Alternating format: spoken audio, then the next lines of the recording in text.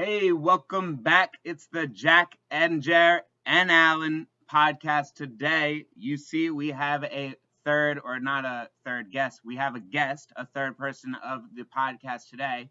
If you didn't notice, this is our top watcher, our top commenter. We've been telling you, comment our shows. Let us know what you want to hear about. We might have you on a show. Alan took the challenge. He commented. He said, number one fan. We asked him to be on, and Alan is on. So who is Alan? Is he just some random guy who watches YouTube? He is not. Alan is, I'm not going to say my favorite student because I have other students who might get offended, but he was one of my favorite students. Taught him in 8th grade, 9th grade, I think 11th grade. He was too smart for me by 12th grade, but I was still like teaching some of his peers. He was one of our top like scholars, got a lot of scholarships to UVA. I believe he got a full ride. He'll explain a little bit more, but he's so humble, he might not mention that. He's a very accomplished person, and I'm glad to have him on the show. Alan, you want to introduce yourself? Have anything to say? Yeah, that's pretty much you got me. Talk a little bit more and learn some more. But yeah, glad to be here. Yeah, it's awesome to have Alan. We may need to poke him a little bit to get some information. We were talking before we started recording, and talking about a lot of interesting things and Alan's journey a little bit and what he's doing. And he just completely refused to admit that this guy is killing it. He graduated college, taught himself how to code, already making income outside of the 9-to-5 hamster wheel. He's on his way to setting himself up to future success. So, it took a little bit of prodding to get some of this information out of him because the man's way too humble. But, we're hoping that we're going to have a really good conversation. And it's a real pleasure to meet you, Alan. You too, Jack. Awesome. So something that struck me with Alan, aside from being just like getting high marks in test scores and all of that, is he had a lot of mentors throughout high school, and I believe he did throughout college as well, and probably still does now. I see myself more as like a peer of Alan. I feel like we're on the same level, but in some aspects even I think I might mentor him a little bit. We were actually just talking before Jack even got in. He was telling me how some advice I gave him was the absolute wrong advice to give him. It was about XRP, if anyone's interested. But what's it called? So he in high school had Big Brothers Big Sisters, I believe, which is like a cool mentorship problem. He also though was like interning at a magazine, and I feel like from an outside standpoint, this magazine internship really developed relationships with successful people in all different industries and from different backgrounds. And from my standpoint, it looks like that really set him up professionally, and maybe that's part of why he presents himself so well now, why he's so mature with some of his habits and all of that. I guess, Alan, do you want to comment on that a little bit? I was about this. Motivos? Yeah, I was talking about Motivos. I would definitely agree. Like, Motivos is definitely. So basically, what Motivos is, it's a bilingual youth magazine. It's written by youth for youth. It's just youth advice, career advice, college advice, things like that. And I just worked one-on-one with the founder, great lady, Janae. She founded the magazine from the ground up. It's been going on for 10 years. She makes a lot of sponsors and things like that. And basically, I got the internship through an internship placement course at Mastery, where Margin teaches that. And definitely, it wasn't what I wanted at first. I was like super into science, super into technology, and like writing in magazines and publishing was just not my lane at all.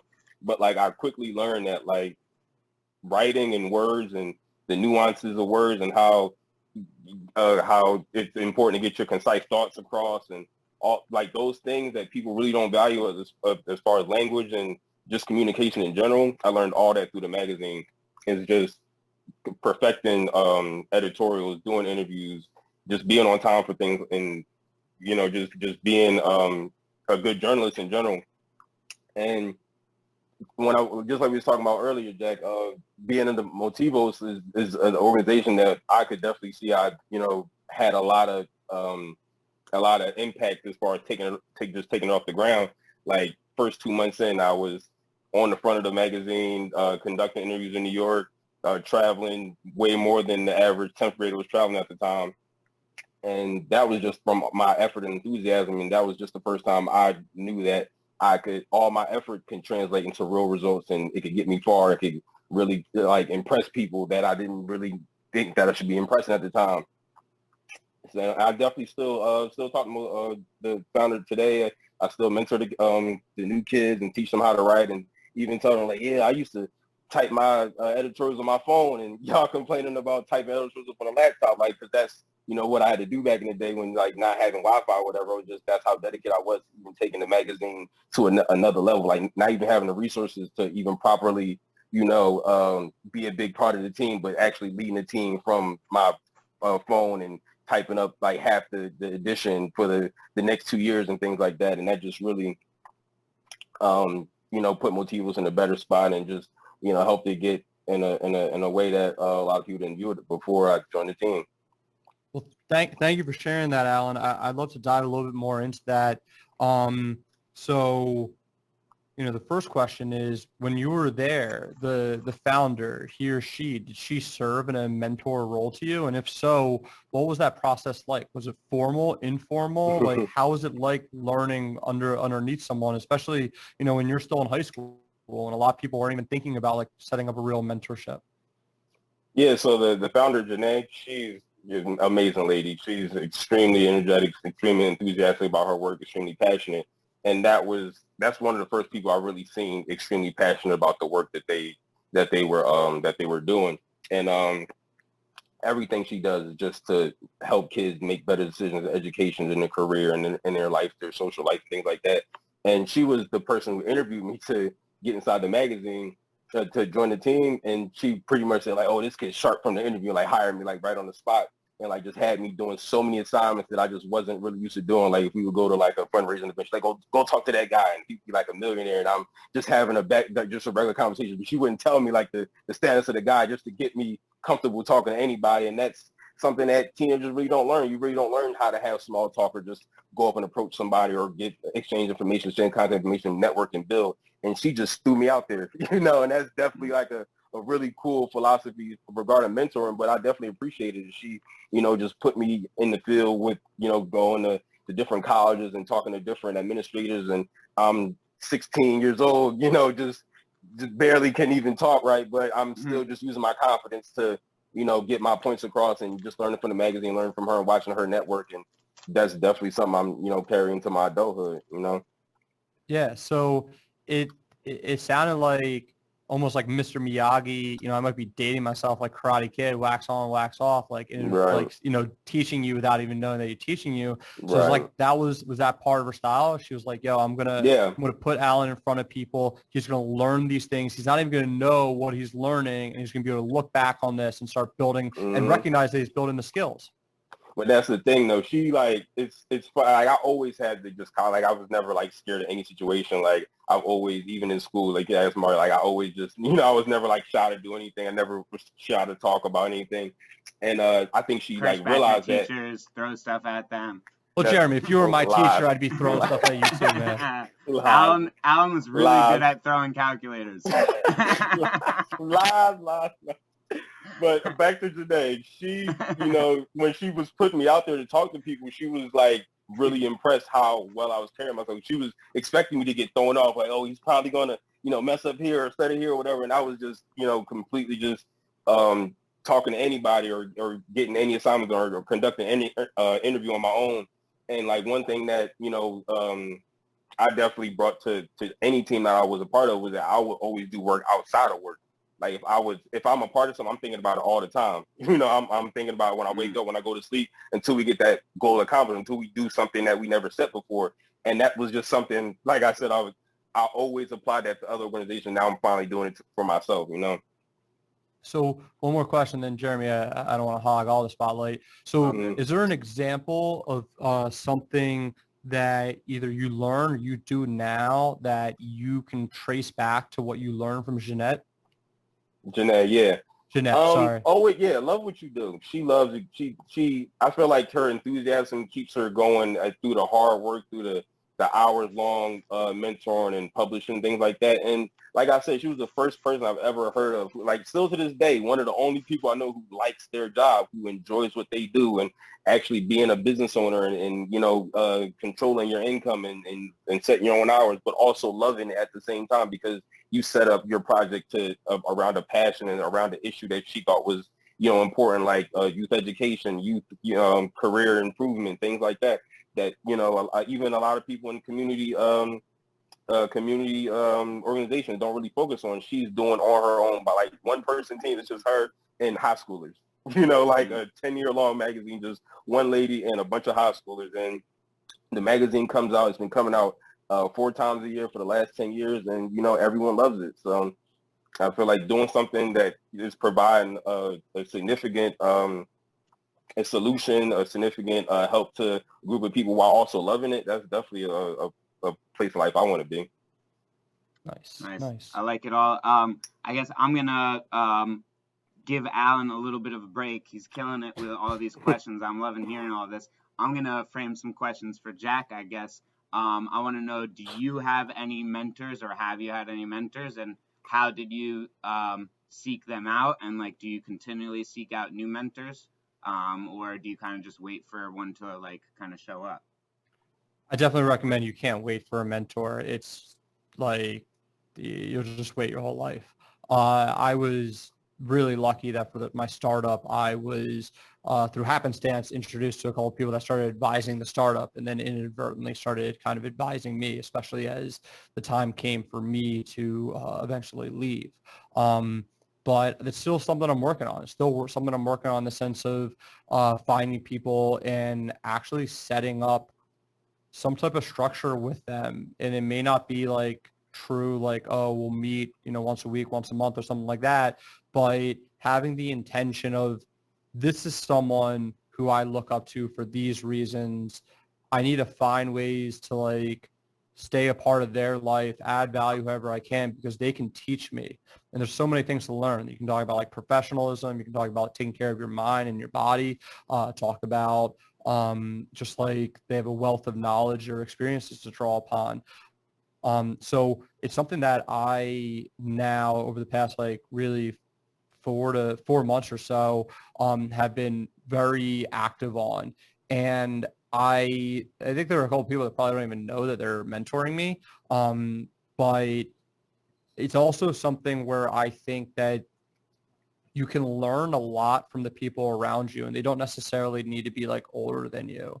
And something that I've really doubled down upon now that I'm kind of doing my own thing, or I am completely doing my own thing, is giving everyone the time of day, and treating everyone with respect, and like reconnecting with as many people as possible. And by no means do I mean like, was I disrespectful to people, but like there's so much I'm learning from people my age and younger than me that have pursued other passions and careers.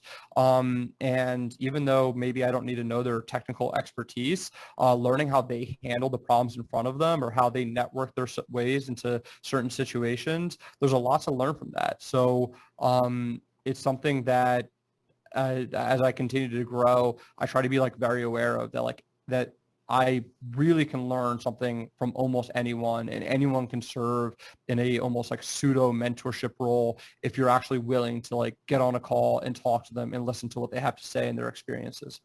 So would you, I agree with that, but like sometimes, let's say the person you might want to mentor you, or you might seek information from, is so busy, or you don't have access to them.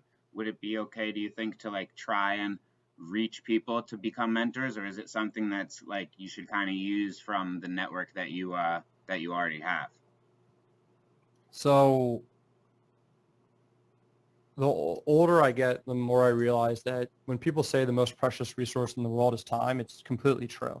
And so if people are really busy, you have to respect that. And it doesn't mean you ignore it, but it means that if you're going to reach out to them, you need to have a very concrete, succinct ask. It can't just be like, can you mentor me? It needs to be, I would like to learn from you because of these reasons, and I think this is what I can learn.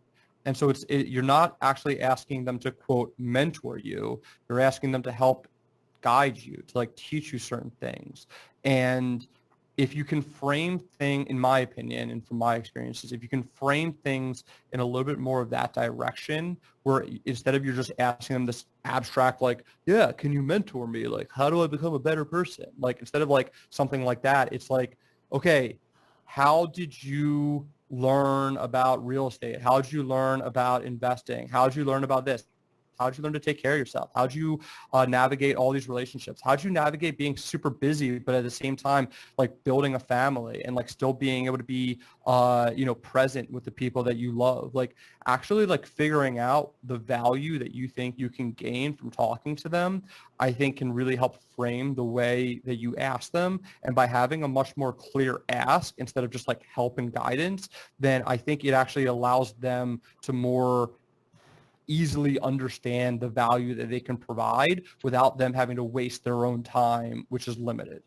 Definitely, it makes a lot of sense. I agree that a lot of people might be thrown off when you just like message them and say, "Hey, I need a mentor," because that just sounds like more work. But when you give them something direct that you might be seeking from them to help with, they'll realize they're not like putting in more work. They're just going to show you a little secret here or there. I'm going to segue into back into Alan, so he's back onto the hot seat. So another great accomplishment and great fact I like to share about Alan is Am I ready? Alan won. I call it Stomp the Yard competition at school. He was the head like clapping and dancing or whatever. Okay. Let's be respectful. It's my fraternity, okay? So Alan, do you have upcoming stompers who seek you out as a mentor? But not in a joke way. Do you have anyone from UVA or even from Mastery who you kind of have become a mentor for and like and tell them kind of how to do what you did? I mean, I would say my mentorship was definitely more of a in-person kind of thing. I've never like actually seek mentor. Like, I mean, I've done mentorship programs before for like high schoolers, but as far as like people closer to my age, I've never like actively, okay, you're my mentee, I'm teaching you A, B, and C. But I always made sure to like lead like a good example of people who I could clearly see like watch my moves or observe me and things of that nature. But and then people like young they went to college with me also like say like, oh yeah, they ask me for advice and I would give advice on those fronts. But I also wanted to say like while Jack was talking, like I definitely think a big part of finding a good mentor and having a solid mentorship relationship is being a good mentee. And I think that's definitely something that's not really focused on when someone is searching for a mentor. Is like, do you have a really good work ethic? Are you on time? Are you a good person to spend time with? Are you teachable? Like things like that. And those are things that a mentor, like you were saying, like if they're busy, it's more hard work to work with somebody who doesn't have a bunch of good, malleable characteristics that you can teach and work with and give advice to.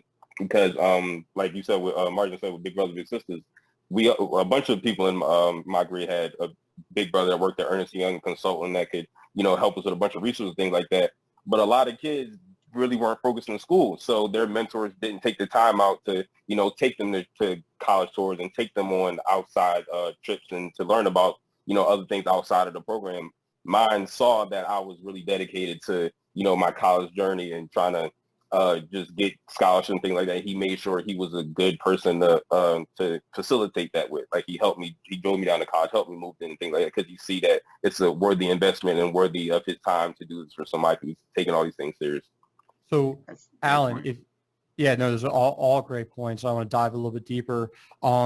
So from your experience, either being the mentee or having mentored other people or talking to people that are in these types of relationships, for the mentees out there, what advice do you have to either build that mentor relationship or to make sure your mentor can or will take you seriously? Like how do you make sure that you're going about the relationship in the right way? I would certainly say, and may kind of cheesy, but I would say be impressive. Like just stand out from your peers, stand out in a way that would make someone feel a satisfaction like when they decide to come help you. Like my mentors like to see me like be successful from their efforts that they like applied into me, because if they just applied effort and time into me and nothing happened, then it would kind of be disappointing on both sides. Whether like mentors like to admit it or not, they want to see their, investment of their time, blossom into something great, And by being impressive, just standing out from your peers or like just applying yourself to something in a way that most people aren't, of course, I feel like a mentor would probably seek you out, like, oh, let me kind of fine tune you in a way that to help you get exactly where you want to get to, because I know exactly where you're trying to go, Yeah, no, absolutely. Following up on that point, almost on the negative side of it, what things have either you done or you experienced where you're like, this person's not worth my time, or you blew a chance with that mentor? I can honestly say I have forgiving mentors. Like like I have made mistakes in the past, but one that's coming to me right now is that I was on a cycling team at high school as well, and it was like a citywide cycling team, and we did a lot of youth leadership building things, and we had a big gala with a bunch of like millionaires donors to the program, and we had a photo booth, and we just having fun as kids. I put some hand gestures in, and it kind of made everything look bad, and I was seeing the screenshots afterwards. It was awful. I had to send like a long letter out to all the donors and things like that. And yeah, they made me make it up. So like after that, I was, after I got accepted in college, got the Gate scholarship, all those things, they decided to, use me as the poster boy. I had to give a bunch of speeches all the time, and really had to fix my image again because I did make the organization look bad. And that was just whatever immature, momentary decision. But I definitely learned from, because you have to make up for the mistakes you make, especially with your mentors. If you want them to keep being in your life, you could burn the bridge or you could fix it. Reminds me of when you fell in the lake when it was like 2 degrees. Remember that? Yeah. What? Yeah. What You had to make up your reputation then too. I did. Okay. But it sounds like you owned that mistake though. It sounds like that was like the first step. Yeah. Immediately. No, like I immediately I'll send a letter out on my own from my own email. Like, and I'm like 14, 15, I just know that I shouldn't have been doing that dressed up at a donor gala, and like I said, after that, I started giving, a lot of speeches to even Mayor Nutter at the time. I met him, and it's just like all the skills I learned from Motiva just translated into cycling, and just using all those public speaking skills and things like that. And they really was like, oh, wow, he can, really, he's really more of it. Like, I messed up the image at first, but then like they saw like on my like recovery, my recovery tour, like, oh, he's really good at public speaking and talking to people and donors, and he can really, get more money into the program. And that's exactly what I started doing after that.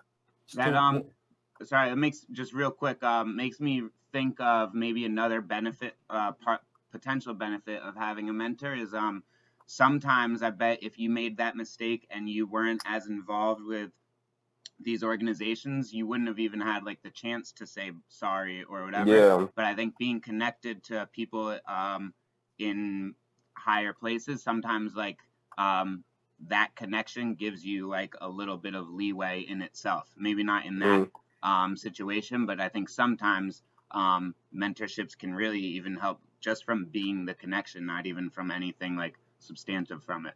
Yeah. It looks like Jack might be frozen, so we will wait for him to come. Oh, wow. Back I didn't even know that.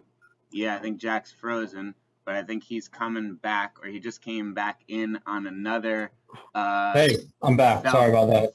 No, all good. We got 2 screens of you up. Now we go back to 1. So just sharing like another potential benefit of mentorship. You were gonna have a question for Alan. Did you remember what it was? Yeah. So this is something I wanted to touch on because I have firsthand experience with this.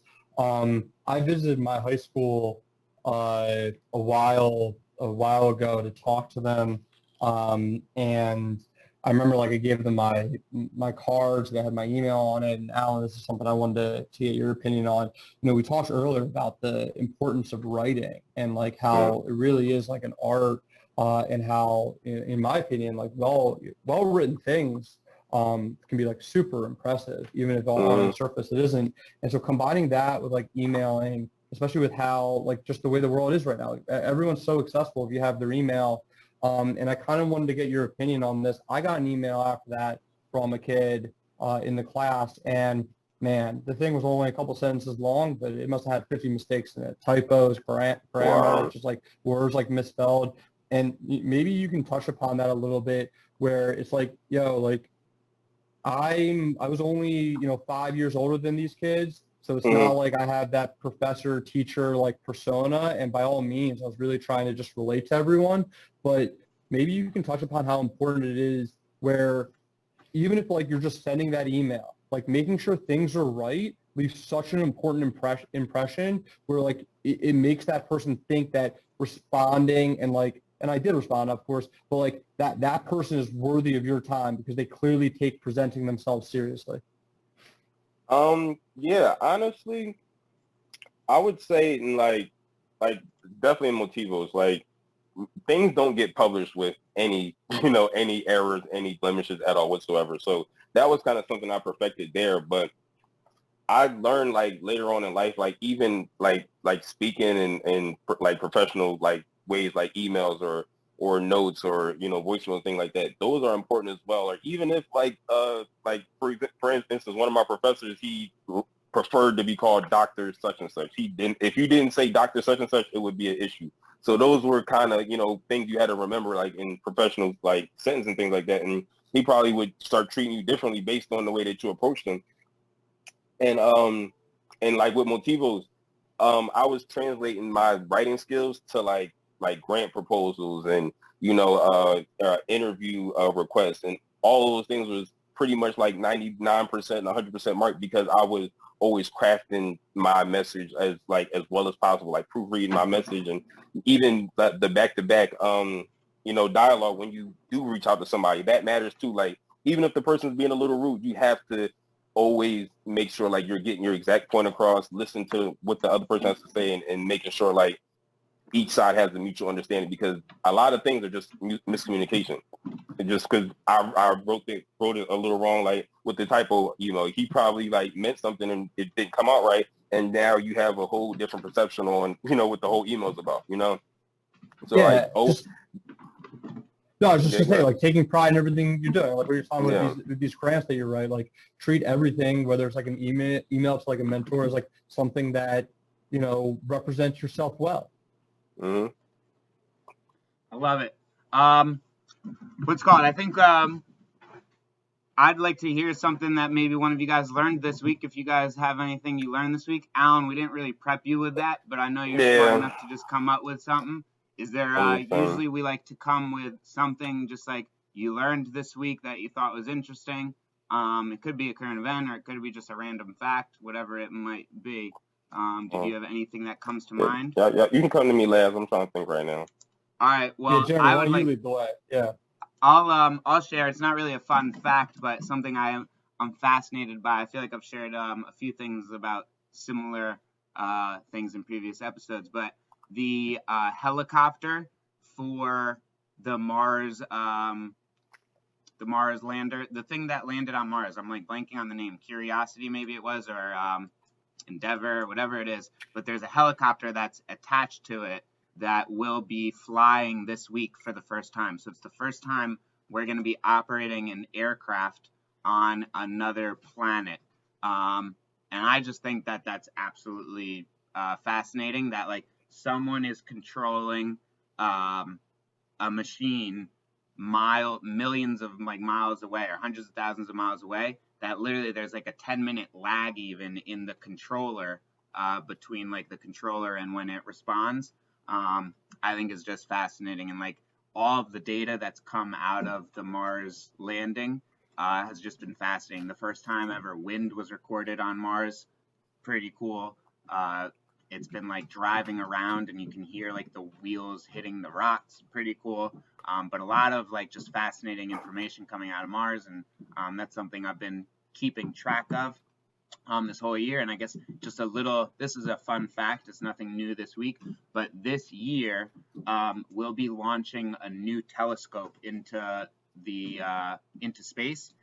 Right now we have like the Hubble telescope. That's what everyone hears about. There's this new telescope that's going to be like anchored behind like Earth in the shadows in the super cold area that's gonna make everything we've seen like 10 times clear and 10 times far. And I'm excited to see what that's gonna bring. It's called the James Webb Telescope, so look out for it coming later this year. One of you guys, let's hear it. I think I got one. All right. Yeah, so among my peers of college graduates and, liberals and stuff like that, like they're really opposed to like the thinking of like, forget a job, there's other ways to make money and live. They're super cookie cutter type, people. And I came across this, it was an Instagram post from the Bloomberg Business, and it was a Goldman Sachs analyst or researchers that said the average college grad that goes into like a six-figure job, recent graduate, is having an average work week of 95 hours or more. Yeah. And that's just crazy. There's only 168 hours in a week, and it's just crazy to me after like I came to this, decision to like stop pursuing the whole employment thing a couple months ago. There's just like more and more evidence and more reasons to not even jump into the game that is, employment and working for a boss, so that I feel like just the numbers, the 95 hours out of 168 hours is spent working, and it's just crazy to me, right? Yeah, no, that is a crazy fact, and I feel like it's like kind of only getting worse and worse because I don't know why people do it. I guess because people are willing. It's really feel like they're supposed to. It's a heavy supposed to thing, Like if I'm not doing this, what am I'm supposed to be doing? Yeah. I think that's a whole other conversation I'd love to get into, where part of me thinks it's not just supposed to, it's like belief. Like if you don't believe that there is another path, then you're going to stick to the one you're on. And like, I'm just a firm believer that that's like one of the problems we have in society. Like people just don't believe that there's like better opportunities out for them. So they just like follow the same, rat race that everyone else is following because that's what they're used to. And that's just my own, thought process. But if you worked minimum wage that many hours, you'd make over 70 grand a year. So it's not even that much better than like minimum wage. It's just pretty interesting to think about. Yeah. I don't want to bullshit any of you guys. I don't have anything on top of my head. I can read off some of my Stoic lessons of the week because I've been diving into Stoicism. But I love Stoic. You guys, well, I don't want to whatever. I don't want to bore you guys, but another time I'll be more prepared another time. So sorry to disappoint whoever. I love Stoic quotes. I wanted to hear one. Give us one quote.